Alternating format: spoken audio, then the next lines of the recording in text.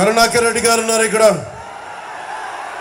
మీకు వారి అబ్బాయి కావాలా? మీకు ఎమ్మెల్యేగా కోడి బొచ్చు కూడా అమ్ముకునే వ్యక్తి, నెలకి 20 లక్షలు కోడి బొచ్చు మీద కూడా చేసేవాళ్ళు, కోడి బొచ్చు అమ్ముకునే వాళ్ళు మనకు కావాలా? లేదంటే బలంగా నిలబడి చంద్రబాబు గారి మద్దతుతోటి, జనసేన మద్దతుతోటి, ప్రధాని మోదీ గారి మద్దతుతోటి నిలబడే మనకు కావాలని శ్రీనివాసులు గారు, మనకి అందరూ నాయకులు సంపూర్ణంగా మద్దతు ఇస్తా ఉన్నారు.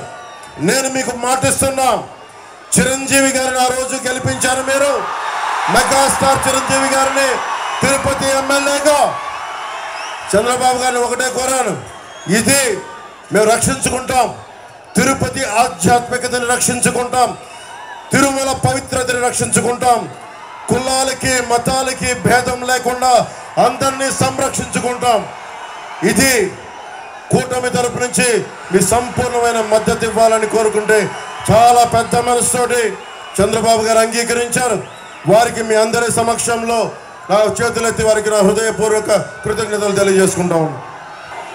మన ప్రభుత్వం రాగానే మనకి ఇదివరకులాగా మనకి రుయా హాస్పిటల్ స్విమ్స్లో కానీ 11 మంది చనిపోయారు.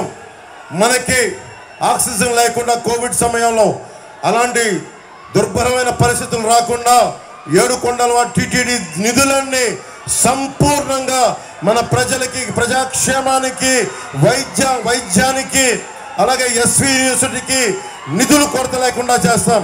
అలాగే మనకి 40కి పైగా స్లమ్స్ ఉన్నాయి, 40కి పైగా వాడలు ఉన్నాయి. ఆ వాడల్లో ఏ మాత్రం అభివృద్ధికి నోచుకోలేదు. ఆరణి శ్రీనివాసులు గారి గెలుపుతోటి మనం ప్రతి వాడ అన్ని డ్రైనేజ్ ఫెసిలిటీస్ కానీ అన్ని మనం బాగు చేసుకునే బాధ్యత కూటమి ప్రభుత్వం తీసుకుంటుంది. అన్ని పరిశ్రమలు పారిపోయినాయి. రేణిగుంట ఎలక్ట్రానిక్ మ్యానుఫ్యాక్చరింగ్ క్లస్టర్లో రిలయన్స్ ఇండస్ట్రీస్ పారిపోయింది. మనకి టాటా గ్రూప్ చెందిన వోల్టాస్ కంపెనీ పారిపోయింది. అమర్ రాజా బ్యాటరీ ఇక్కడ మన తిరుపతికి ప్రతి ఒక్కరికి ఎంతో మందికి ఆశ్రయం ఇచ్చి జీవనోపాధి ఇచ్చిన అమర్ రాజా బ్యాటరీ ఇక్కడి నుంచి వెళ్ళిపోయింది. తిరిగి అమర్ రాజా బ్యాటరీని ఇక్కడికి తీసుకొచ్చి మళ్ళీ తిరిగి ఉపాధి కల్పించే బాధ్యత మనందరం, కూటమి ప్రభుత్వం మనందరి తరఫున తీసుకున్నాం. మీరు ఓటేస్తే వైసీపీకి, కరుణాకర్ రెడ్డికి కానీ వారి అబ్బాయికి కానీ ఓటేస్తే కొడుకు 10%, ప్రతి దాంట్లో ఇల్లు కట్టాలంటే 10%, తండ్రికి 30%, 10-30 రేషియోలో పంచుకుంటా ఉన్నారు. ఎంతకాలం మీరు భయపడుతున్నారా కరుణాకర్ రెడ్డి గారికి? మీరు వారి కొడుకు భయపడుతున్నారా? వారి కొడుకు భయపడుతున్నారా? ఇంతేనా తిరుపతి దమ్ము? ఇంత తిరుపతి దమ్ముందా? మనకి ధైర్యం ఉందా? ఏం చేద్దాం? వైసీపీని మట్టిలో తొక్కేద్దాం, కాల రాసేద్దాం.